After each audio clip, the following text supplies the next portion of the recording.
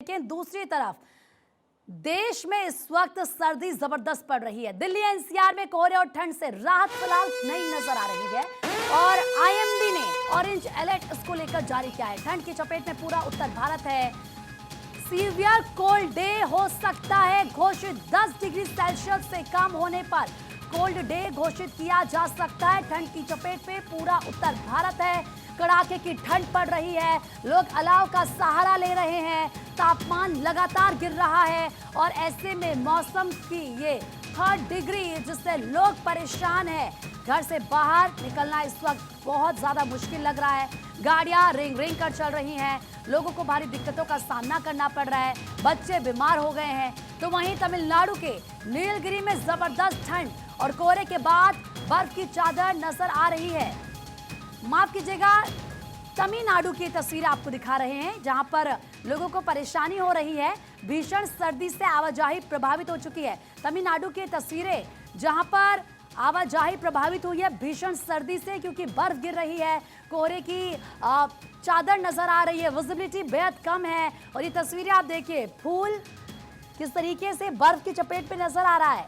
लोग परेशान हैं, फ्लाइट्स डाइवर्ट हो रही हैं, ट्रेनों पर इसका असर हो रहा है।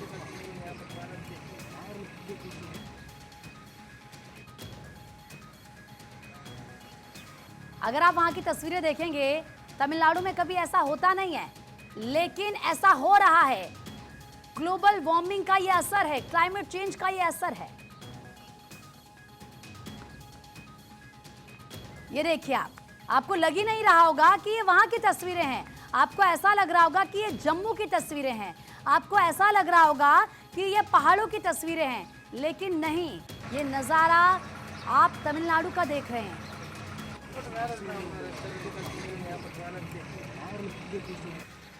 और ज़रा बातचीत के लिए हमारे सहयोगी अक्षय राय इस वक्त दिल्ली से हमारे साथ लाइव जुड़ चुके हैं। अक्षय, जबरदस्त सर्दी पड़ रही है, लोग परेशान, लेकिन फिलहाल दिल्ली की बात करें, राजधानी की बात करें तो कितना टेम्परेचर और कोहरे की अगर बात करें तो क्या तस्वीरें आप देख पा रहे हैं?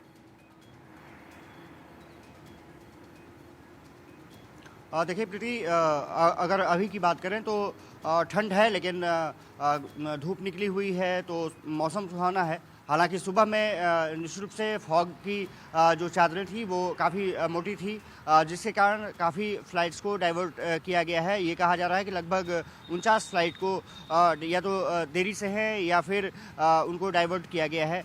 सबसे बड़ी बात ये रही है कि ट्रेनों पर भी आवाजाही पर भी असर पड़ा है। लगभग 2 दर्जन से ज़्यादा ट्रेनें लेट चल रही हैं। लगभग 1 से लेकर के 9 घंटे तक ट्रेनें लेट चल रही हैं। दिल्ली आने वाली ट्रेनों पर इसका खासा प्रभाव पड़ा है और साफ तौर पर है कि मौसम विभाग का जो प्रेडिक्शन है ये है कि अगले 2 दिन तक ये माना जा रहा है कि जो धुंध की जो चादरें होंगी वो और मोटी हो सकती हैं। हालांकि ये ज़रूर है कि बादल छाए रहेंगे, संभावना इसकी ये भी जताई जा रही है। हालांकि आज अगर बात करें तो धूप निकल चुकी है और इसके कारण क्योंकि मौसम में थोड़ी सी नमी है, इसके कारण ठंड है। अन्यथा धूप निकलने के कारण लोगों को उतनी परेशानी नहीं हो रही जितने पिछले दिनों हो रही थी। 26 जनवरी के दिन आपने देखा होगा कि किस तरह से धुंध की चादरें थी। फिलहाल इस समय धुंध छट गई है, लेकिन ठंड है और मौसम में नमी है, हवा चल रही है, तो इसके कारण ठंड जरूर है। लेकिन टेम्परेचर इस समय अगर देखा जाए तो 10 डिग्री के आसपास है, जो कि सुबह में लगभग 5 डिग्री के आसपास टेम्परेचर था। और ठीक है, बिल्कुल देश की राजधानी की तस्वीरें तो हमने देख ली कि सर्दी का कहर किस तरीके से यहाँ पर लोगों पर बरप रहा है। लेकिन श्रीनगर का रुख कर लेते हैं, क्योंकि हमारे सहयोगी सैयद तजम्मुल इस वक्त हमारे साथ जुड़ चुके हैं वहां से। सैयद, बताएं श्रीनगर के क्या हालात हैं, वहां पर किस तरह से सर्दी पड़ रही है, लोगों को कितने दिक्कतों का सामना करना पड़ रहा है? प्रीति, 2 अहम खबरें हैं कि जम्मू से धुंध हट गई। कल रिपब्लिक डे के बाद आज 27 जनवरी को जम्मू बिल्कुल विजिबिलिटी पे है और जम्मू से जो है अबर आलूदा मौसम जो था तकरीबन 40 दिन चला वो खत्म हुआ और कल से जम्मू में विजिबिलिटी। लेकिन श्रीनगर में क्या सूरत हाल है? श्रीनगर में बीती रात में टेम्परेचर बेहतर हुआ, -2 तक आया, जो कि -6 के आसपास था। इसी तरह से जो मौसम विभाग है वो 30 और 31 तारीख को बता रहा है कि पहाड़ी इलाकों में हल्की बर्फबारी और मैदानी इलाकों में बारिशें हो सकती है, जिसमें श्रीनगर हेडक्वार्टर, कुपवाड़ा, बांडीपोरा, बारामूला। लेकिन ऊपरी इलाकों में आपने कल देखा कि गुलमर्ग, इसके अलावा यूसमर्ग, सोनमर्ग और तुलेल गुरेज के इलाके में बर्फबारी हुई थी। लेकिन ये बर्फबारी जो है मैदानी इलाकों तक नहीं पहुंच पाई। जब हम बर्फबारी की बात करते हैं तो पर्यटकों के लिए बता दें कि ये गुलमर्ग के ऊपरी इलाकों में पड़ी है, 1 इंच आधी इंच, जो कि इस जनवरी के अंतिम दिनों में तकरीबन 7 से 8 फुट बर्फ जो थी वो इस साल शायद विंटर गेम्स गुलमर्ग में नहीं हो पाए। वजह साफ है कि आपके आइस स्केटिंग के लिए, विंटर टूरिज्म के लिए, विंटर स्पोर्ट्स कैलेंडर के लिए बर्फ नहीं है, जिसका गालबन ये मतलब है कि खेलो इंडिया के मुकाबले गुलमर्ग नहीं होंगे।